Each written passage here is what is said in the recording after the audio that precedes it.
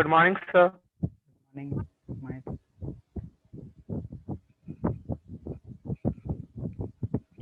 Morning, sir. good morning.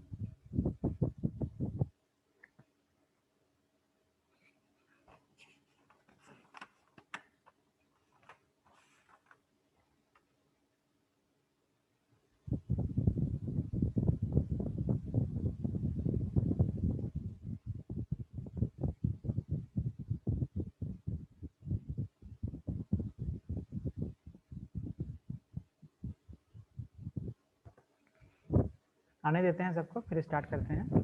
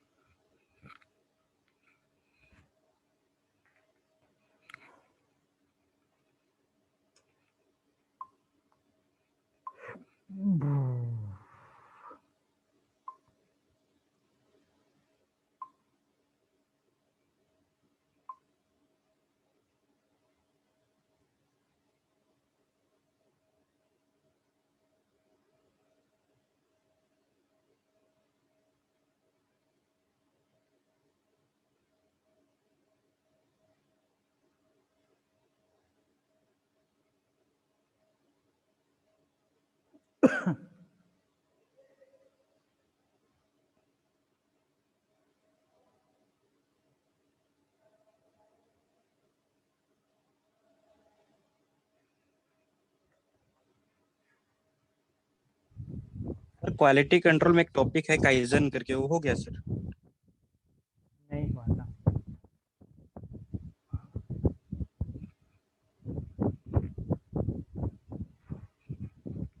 छूट गया था बोल रहे थे वो। यस सर, काइजन करके लिखा हुआ है, काइजन। नहीं किया था।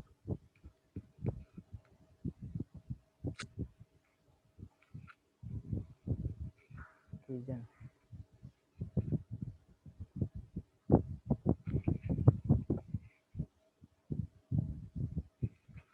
आजकल बहुत कम स्टूडेंट आ रहा है, तुम लोग क्या बात है?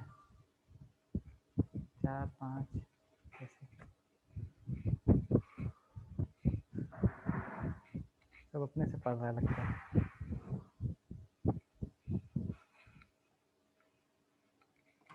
गुड मॉर्निंग समीर,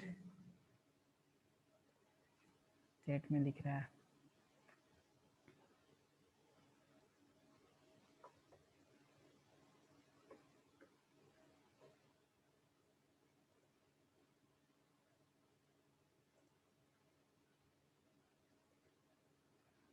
स्टार्ट कर दें क्या? Yes sir. तो लास्ट क्लास में हम लोग कहानी देखे थे टेलर्स के, बायोग्राफी देखे उसके, कौन कौन से बुक्स आए, कैसे कैसे संघर्ष किया, कहाँ कहाँ गए, क्या क्या किए उसने।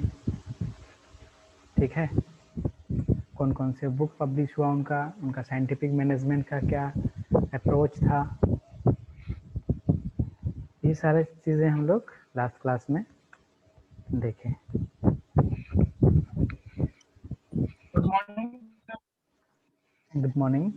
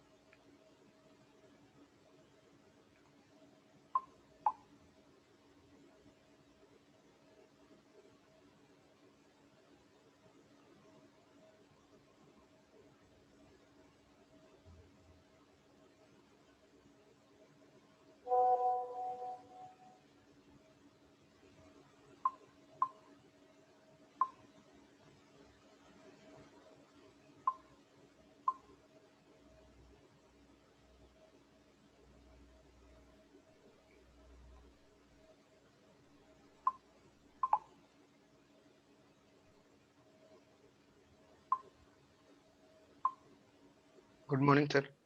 मॉर्निंग।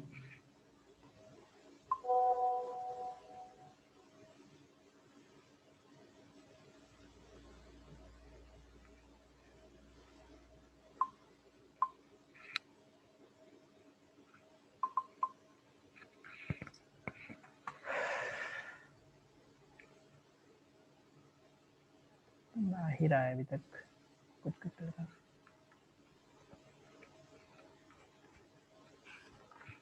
दुर्गेश है कि नहीं?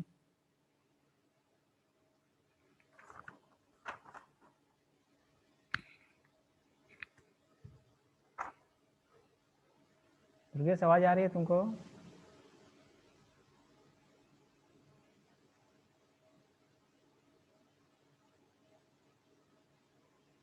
सर बहुत धीरे धीरे आ रहा है। आवाज धीरे आ रहा है, सिस्टम से ले रहे हैं आज तो सही आना चाहिए। बाकी लोगों को कैसा आ रहा है? नहीं सर, आवाज ठीक आ रहा है सर। सर आ रहा है सर। सर आवाज। आज ठीक है सर। दुर्गेश कहाँ गया? दुर्गेश ऑन करके चला गया क्या कहीं? अरे इसका कुछ डाउट था उस क्लास में, लगता है चल गया कहीं ऑन करके।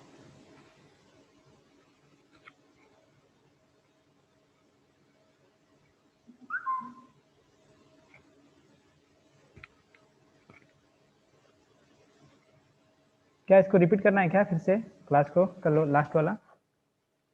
यस सर, थोड़ा सा शॉर्ट में से रिपीट कर दीजिए ना।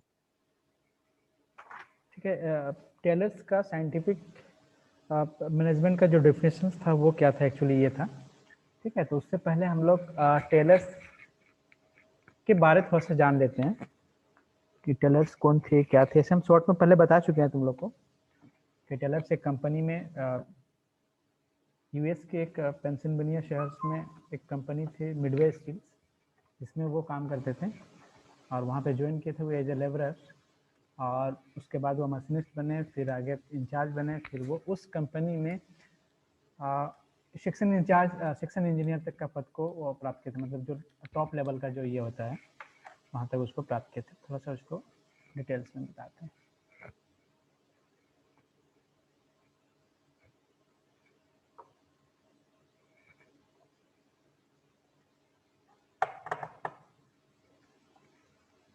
ये हैं FW टेलर। ठीक है, Taylor was born in 1856 March 20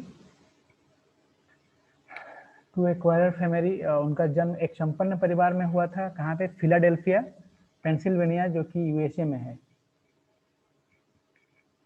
ठीक है, उनके पिताजी का नाम था, उनके फादर्स का नाम था फ्रैंकलिन टेलर्स, और वो एक लॉयर थे, एक वकील थे, और उसकी माँ का नाम था इमली एंटी टेलर्स।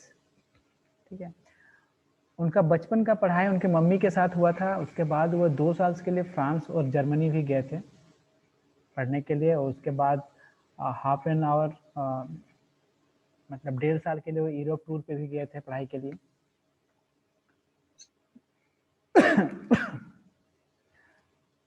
1872 में उसने फिलिप्स एक्सेट एकेडमी ज्वाइन किया था।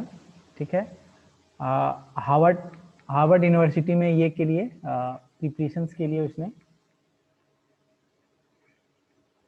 वो भी अपने पापा की तरह लॉयर बनना चाहते थे, इसीलिए उसने हार्वर्ड यूनिवर्सिटी का एंट्रेंस एग्जाम 1874 ईस्वी में पास भी कर लिया था, और उसमें वो पढ़ने भी लग गए थे। लेकिन उनकी आंख में प्रॉब्लम थी। ठीक है, आंख में प्रॉब्लम थी जो कि वहाँ पे पढ़ने की वजह से और ज़्यादा उनको इफेक्ट कर रहा था। इसीलिए उसने क्या किया, हार्वर्ड यूनिवर्सिटी बीच में ही छोड़ के वो फिर से पेंसिल्वेनिया लौट आए।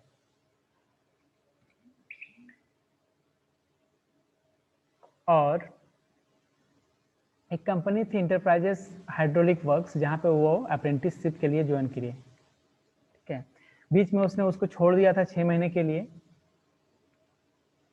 और एक अदर कंपनी में वो ज्वाइन कर लिए थे। फिर बाद में फिर से इस कंपनी को छोड़ के उसने 4 साल का जो इंटर्नशिप था वो वहाँ पे कंप्लीट किए। उसके बाद 1878 ईस्वी में उसने मिडवेल स्टील्स वर्क्स जो कंपनी है, अभी तो इसका नाम चेंज हो गया है, मिडवेल स्टील्स वर्क्स पहले था, अभी कुछ और हो गया इसका नाम। इस कंपनी में उसने एक लेबरर के रूप में, मशीन शॉप लेबरर के रूप में ज्वाइन किए थे। ठीक है, मीन्स कि बहुत लोअर लेवल्स में वो उस कंपनी में ज्वाइन किए थे। बाद में उस कंपनी में उसने मशीन शॉप इंचार्ज बने, फॉरमैन बने, रिसर्च डायरेक्टर बने, फाइनली उसने चीफ इंजीनियर के वर्क तक पद तक उसने उस कंपनी में ये कर लिए थे, पदस्थापित थे। यही है मिडवेल स्टील वर्क उस टाइम की जो थी।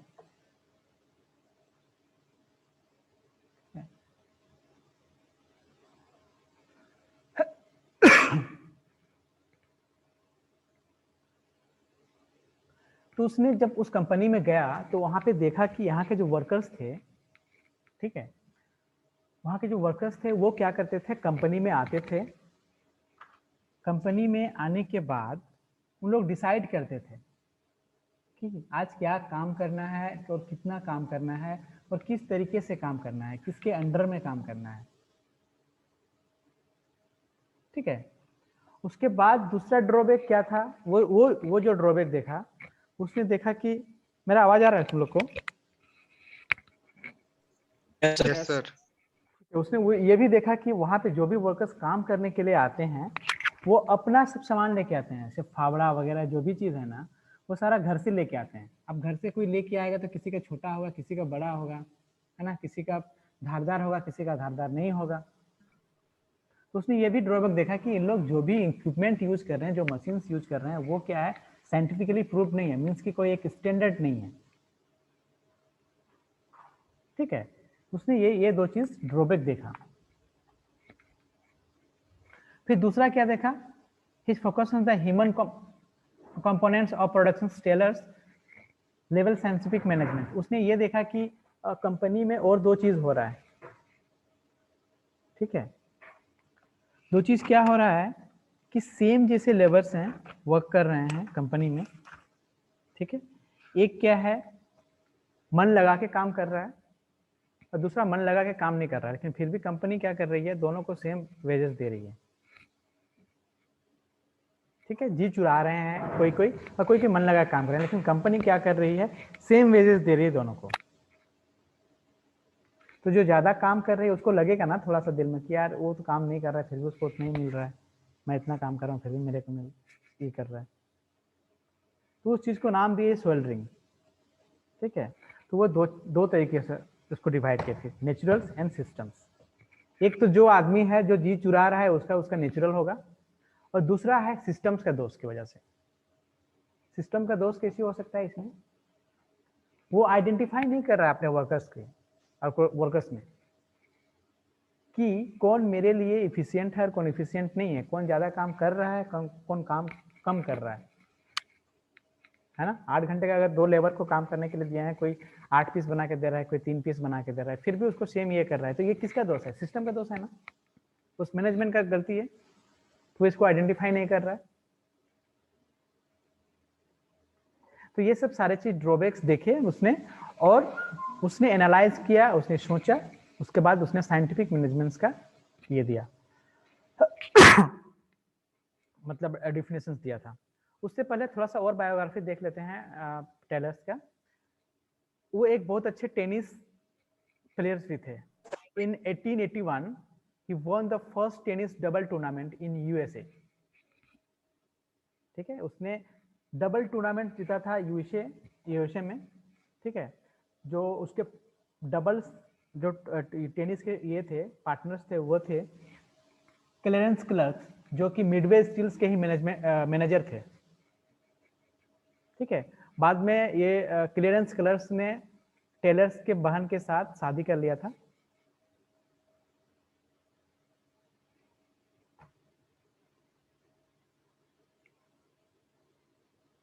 उसके बाद उसने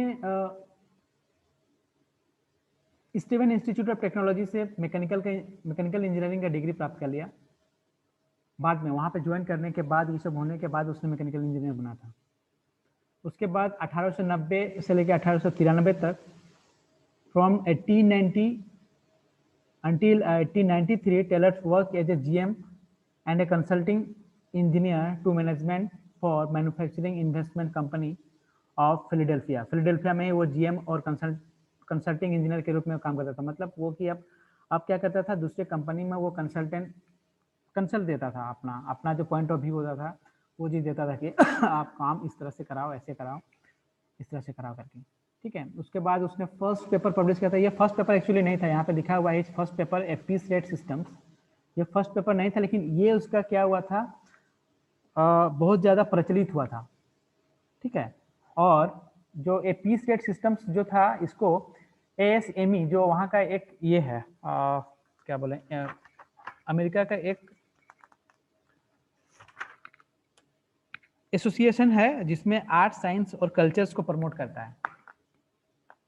ठीक है, इसने इसको ये किया, रिप्रेजेंट किया था। इस उनका जो लिखा हुआ ये था, बुक था, पहला पेपर जो था, कब 1895 में।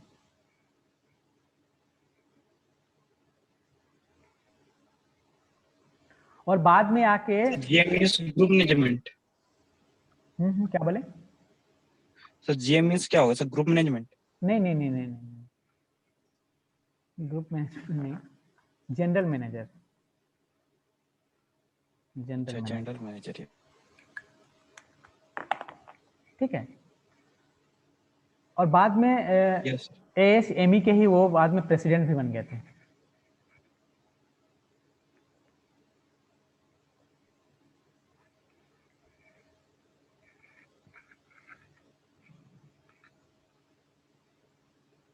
फिर बाद में उसने वो ये छोड़ दिया, मिडवेल स्टील छोड़ के उसने ज्वाइन किया Bethlehem steels, extensive machine shop capacity problems के लिए उसमें ये किए थे। और बाद में उसका एक दोस्त था मोसेल्स वाइट, जो वो भी कहाँ पे थे, बेथलेम स्टील में थे।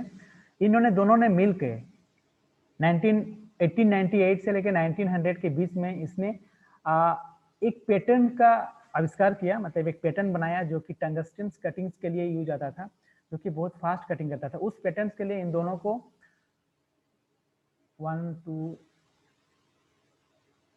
10 लाख डॉलर्स का इन लोग को ये मिला था एक पैटर्न्स के लिए, उस पैटर्न्स के लिए दोनों को मिलकर। फिर बाद में 1901 ईस्वी में बेथलेम स्टील उनको छोड़ना पड़ा, कुछ विवाद हो गया था वहाँ पे, उसकी वजह से।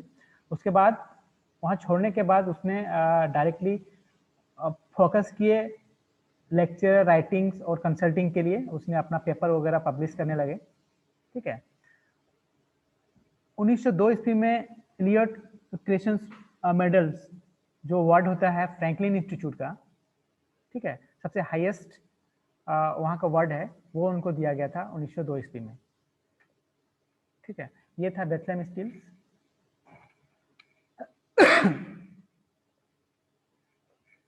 ये जो था यहाँ पे पीस रेट सिस्टम, उनका जो फर्स्ट पेपर जो जर्नलिस्ट हुआ था, इसको प्राइज भी दिया था American society of mechanical engineers, जो एक ये है एसोसिएशन है जो कि आर्ट, साइंस एंड कल्चर्स को प्रमोट करता है। ये पीस रेट सिस्टम्स क्या बताता है, बता रहे हैं, डिफरेंशियल पीस रेट सिस्टम है कहीं पे?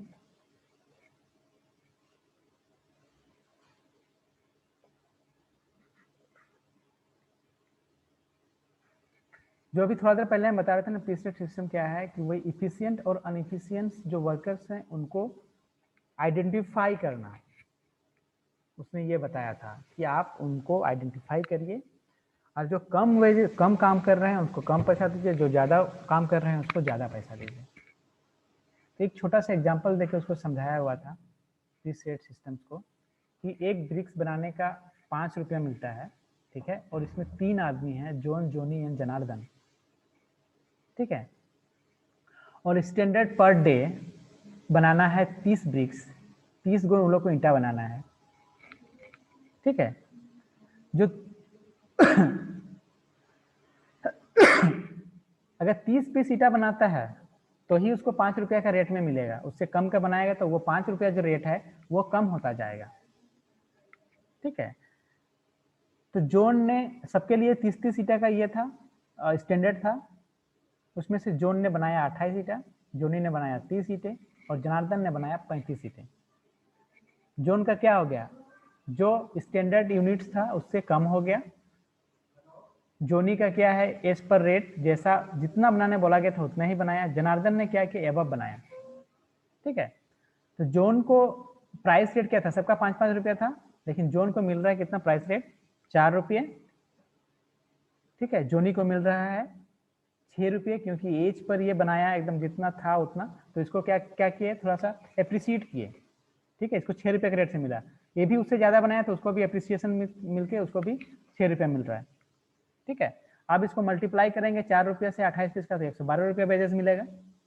जोन को मिल रहा है 180 रुपया, और इसने 5 पीस और एक्स्ट्रा बनाए थे, यानी कि 35 × 6 = 210।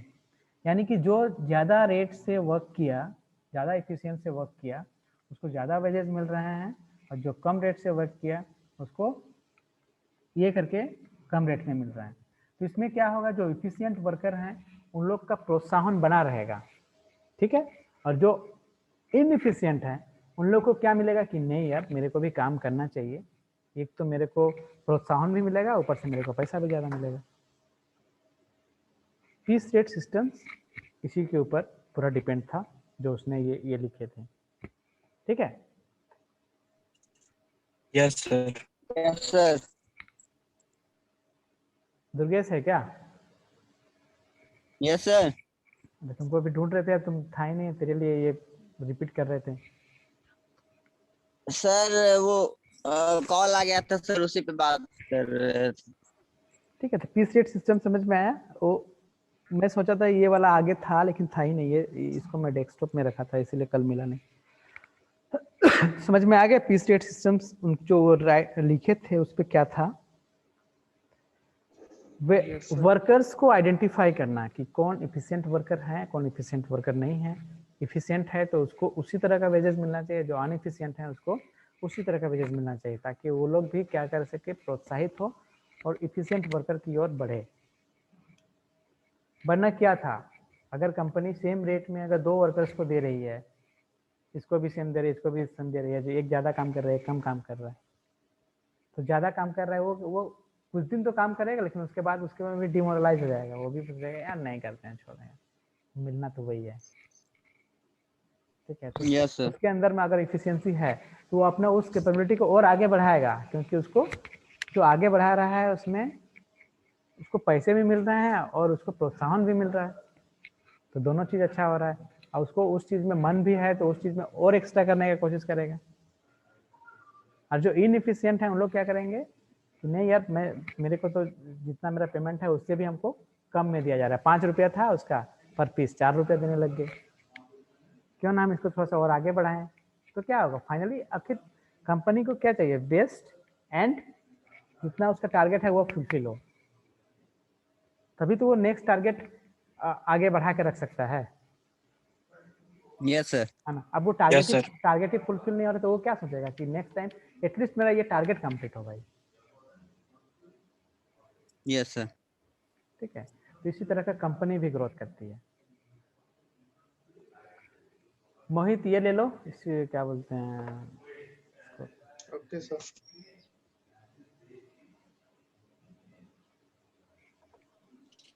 सर अवार्ड जो है वो बुक के लिए दिया गया था या फिर इसी के लिए?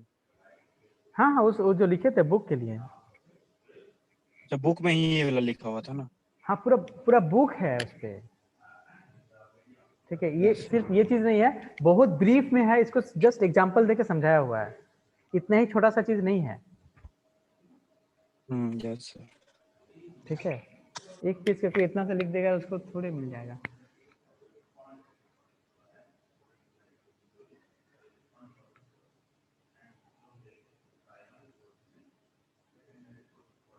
कहाँ पे थे?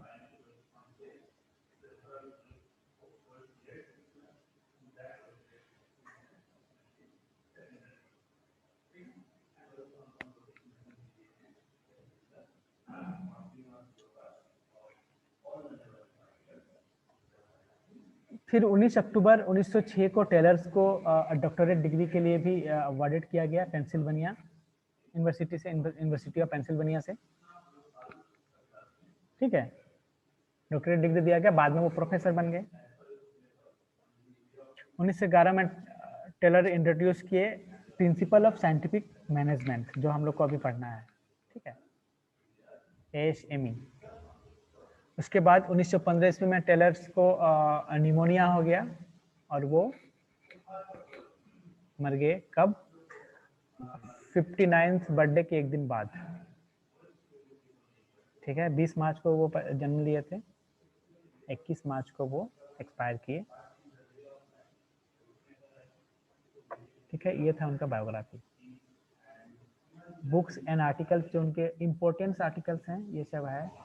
Notes on belting 1894, a piece rate system, a differential piece rate system जिसको बोलते हैं हम लोग, 1895 shop management, on the art of cutting metals 1906 the principle. ये सब एग्जाम में नहीं आएगा तुम लोग का, ठीक है। सिर्फ पूछेगा साइंटिफिक मैनेजमेंट क्या है, ये पूछ सकता है।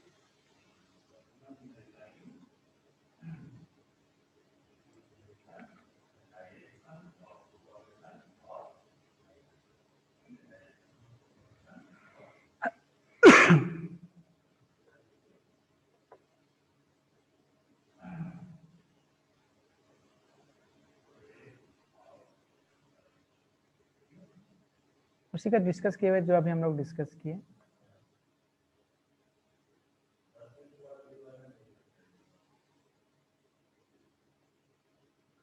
अब थोड़ा समझते हैं हम लोग इधर। Meaning of scientific management. The term scientific management is the combination of two words. Scientific management दो वर्ड से बना है, scientific and management. The term scientific means the systematic, analytical and objective approach, whereas the management is the art of getting the work done through others. Scientific management दो word से मिलकर बना है, पहला टर्म है साइंटिफिक एंड दूसरा term है management. Scientific के क्या अर्थ है, क्या मतलब है? किसी भी वर्क को करने का सिस्टमेटिक तरीका, एनालिटिकल मतलब उसको एनालाइज किए हुए, ऑब्जेक्टिव अप्रोच होना चाहिए उसका, ठीक है। और मैनेजमेंट क्या है? दूसरे व्यक्तियों से काम करने की कला। Management is the art of getting the work done through others, ठीक है। Yes sir. सिंपली अगर इसको पढ़ें, scientific management is based upon careful observations, objective analysis and innovative outlooks. अगर सिंपली इसको हम बोले हैं, साइंटिफिक मैनेजमेंट यह जानने की कला है क्या किया जाना है और उसको करने का बेस्ट तरीका क्या है। साइंटिफिक मैनेजमेंट को अब हम लोग सपोज करो ना, कोई चीज को हम लोग करेंगे काम, तो उसको हम लोग एनालाइज करेंगे ना, पहले एनालाइज कर रहे हैं तो हम लोग को क्या क्या खतरा नहीं रहता है कि ये खराब हो सकता है या खराब नहीं हो सकता है। अगर हम लोग डायरेक्टली कुएं में कूद जाएं, ठीक है, या तालाब में कहीं पे डायरेक्टली हम लोग कूद जाएं पहली बार जाके, तो क्या चांसेस रह सकता है? हो सकता है बहुत ज्यादा गहरा हो सकता है गहरा ना हो। Yes sir. लेकिन उसको हम लोग एनालाइज किए हुए रहते पहले से, मीन्स कि एक धागा में पत्थर बांधते, उसको लेके जाते नीचे कहाँ तक जा रहा है, या तो फिर एक डंटा डाल के देखते कितना गड्ढा है।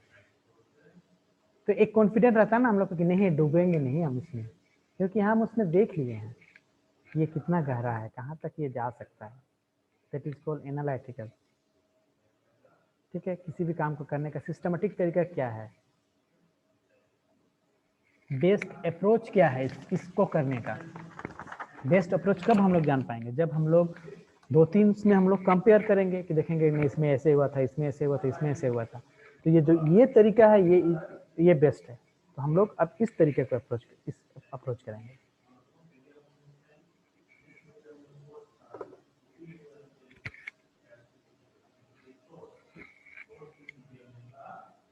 ठीक है। Yes sir.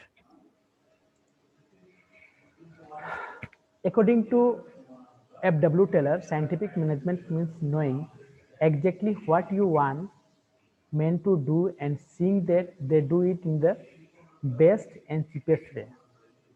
सेम थिंग जो अभी हम लोग उधर ये किए कि टेलर्स के अकॉर्डिंग साइंटिफिक मैनेजमेंट क्या है कि आदमी को हमको क्या कराना है एग्जैक्टली और उसको बेस्ट तरीका करने का क्या है और हमको कैसे कम से कम ये में हमको चीपेस्ट वे में हमको वो चीज मिले। Yes sir.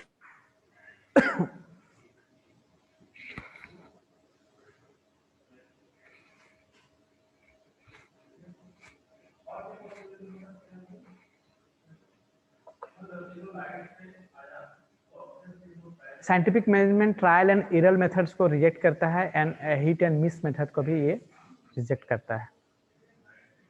यही चीज अगर आता है तो ये ऊपर के जो लाइन है इसको लिखने के बाद आप जितना इसको डिस्कस करके लिख सकते हो ये सब चीज भी लिख सकते हो इस पे आराम से, कोई दिक्कत नहीं है।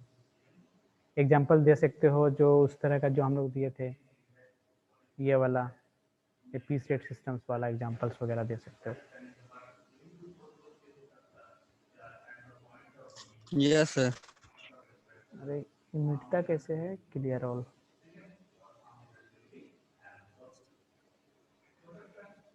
ठीक है, मैनेजमेंट के थ्योरी कौन कौन से हैं इनके, ये जो दिया था साइंटिफिक मैनेजमेंट, उसको करने का क्या क्या बेस्ट ये होगा। Separation between planning and doing, मतलब कि प्लान करने के लिए अलग आदमी होना चाहिए और काम करने के लिए अलग आदमी होना चाहिए, है ना। मतलब ऐसा ना हो कि जो काम करेगा वही आदमी उस चीज़ का प्लान कर रहा है। ठीक है, प्लान करने के लिए अलग ऑफिसर्स है और काम करने के लिए अलग वर्कर्स है। ये दोनों को क्या किए, वो सेपरेट किए थे। Separation between planning and doing. Development of best method of work, किसी भी करने का बेस्ट तरीका कौन सा होगा उसको डेवलप करना होगा। ठीक है। Standardisation of materials, machines and tools and their best handling. जो भी हम लोग टूल्स यूज कर रहे हैं, जो भी हम लोग मशीन्स यूज कर रहे हैं, क्या होना चाहिए, वो एक स्टैंडर्ड होना चाहिए, है ना।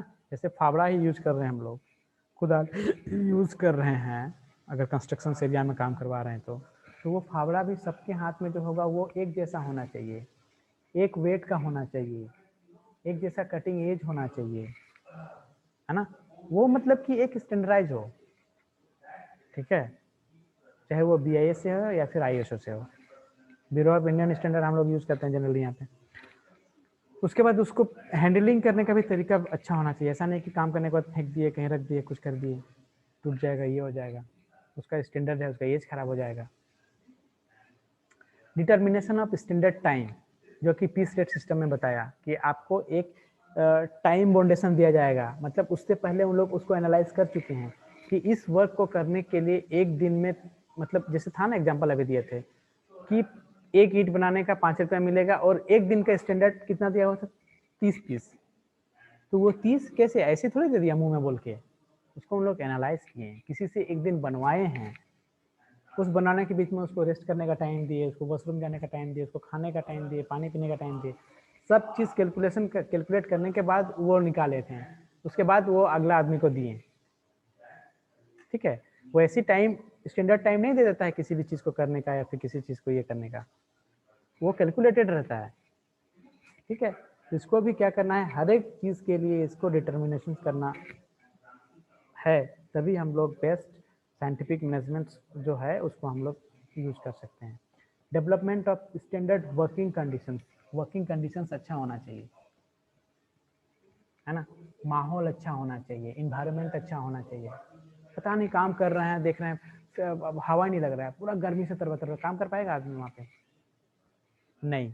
कहीं ऐसा तो नहीं कि कहीं ऐसा तो नहीं कि पॉलिटिकली हो रहा है ना, दिमाग में स्ट्रेस बढ़ रहा है कि यार ना अभी अगर वॉशरूम चला जाए तो पता नहीं क्या हो जाएगा। Yes sir. एक छोटा सा एग्जांपल तुम लोग को दिए भी थे हम इसका, कभी अगर दिए हैं तुम लोग को दिए कि किसी और को दिए, फिर भी बता देते हैं। कंपनी में थे ना, जब प्रैक्टिकली है, कंपनी में थे, आवाज आ रहा है? यस सर, आ रहा आवाज। तो कंपनी में थे, तो वहाँ पे जो GM आते थे, जब GM शॉप में आता था ना, तो उसमें एकदम कोई भी चांस से छू नहीं करता था, सब अपने जगह पे वर्क कर रहा है, सब जो एज पर वर्क। थोड़ा सा अगर किसी को देख लेते थे ना, वो बहुत सुना देते थे या फिर बुला के 1-2 दिन सस्पेंड कर देते थे, कुछ भी कर देते थे, ऐसे कर देते थे। तो उनका वो जब आते थे या फिर पता चलता था कि वो आ रहे हैं, तो बहुत खौफ हो जाता था पूरा शॉप वगैरह में और पूरा ये में। ठीक है, तो क्या हुआ वो एक दिन आ गए और मैं वहाँ से गायब था, वॉशरूम गया हुआ था। वॉशरूम से आया, मेरे को आते हुए देख लिया, पूरा एकदम टफ लुक में देख रहा है। हम तो सोचे कि अब तो मेरा हो गया, अब तो ये देगा मेरे को बढ़िया से, लेकिन सिर्फ देखा, एकदम ऐसे देखा जैसे खा जाएगा, फिर कुछ किया नहीं। तो मैं सबसे फिर चर्चा किया, अब बच गया भाई, आज कुछ बोला नहीं, पता नहीं शायद मूड ठीक होगा उनका। ठीक है, 2-3 दिन के बाद फिर ऐसे इंसिडेंट हुआ। पानी भरने गए थे हम एक्वा गार्ड में, अब उधर से लौट रहे हैं, देख रहे हैं शॉप में वो है। हम बोले यार उस दिन बचे हैं, आज तो नहीं बचेंगे। लेकिन उस दिन भी कुछ नहीं किया उसने, बल्कि उस दिन आया और मेरे सामने का जो ये था ना, वो बल्कि आराम से बैठा हुआ था, उसको पूरा डांट दिया, वो पूरा गाली गलौज देके भर दिया, फिर चले गए। तीसरा दिन फिर ऐसे इंसिडेंट हुआ, मेरे जो बगल वाला था फिर उसको पूरा डांटे और चले गए, समझे। उसके बाद 4-5 दिन के बाद क्या हुआ ना, हमको एक काम के लिए बुलाए अपने चैम्बर में, ठीक है। यस यस जब उनका चैम्बर में गया तो देखा वहाँ पे सीसीटीवी कैमरा लगा हुआ था, नहीं समझे, मतलब कि शॉप में जो सीसीटीवी कैमरा लगा हुआ था, हम लोग को कुछ पता नहीं था वहाँ पे लगा हुआ। Yes sir. वहाँ से सब चीज़ देखते रहते थे वो अपना ऑफिस से, कहाँ पे क्या कर रहा है, कौन क्या कर रहा है।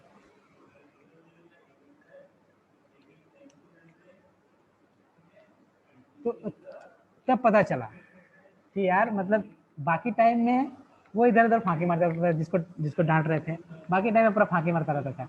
लेकिन वो इतना ये भिड़ा के रखता था कि जैसे उधर से कोई आ रहा है तो अगला शॉप वाला को फोन करके बोलता था वो, मतलब पहले ही कि अगर भाई उधर से कोई वो आने वाला होगा तो बता देना, उनको उसको इन्फॉर्मेशन मिल जाता था।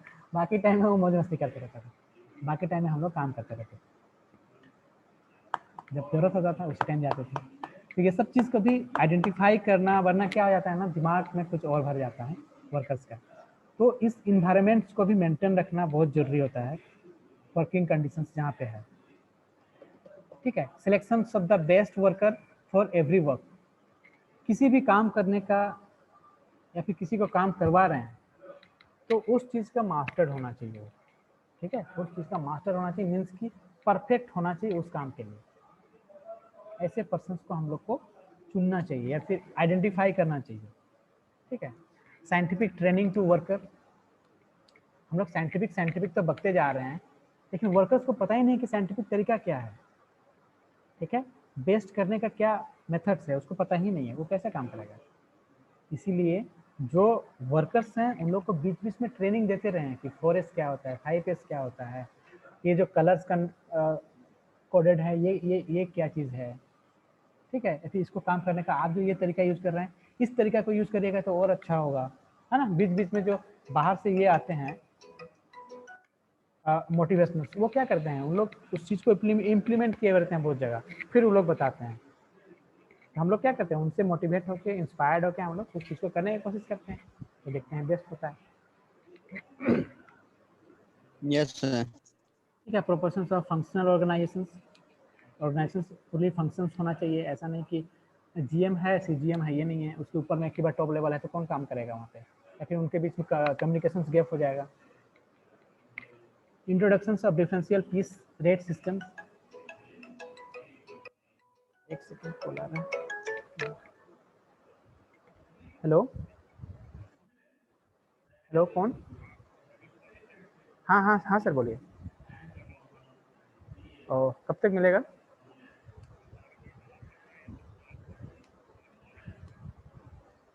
और ओके ओके ठीक है सर,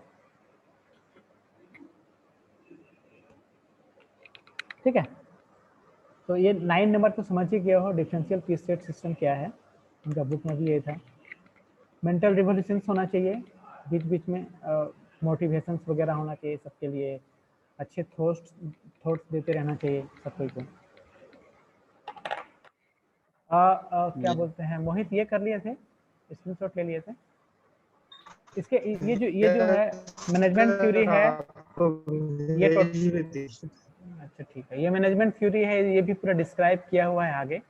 अगर इसको भी अगर कराना चाहोगे तो इसको भी कराएंगे, वरना फिर आगे बढ़ जाएंगे। ठीक है, हर एक जो कंडीशंस था उस कंडीशंस का भी यहाँ पे क्या किया हुआ है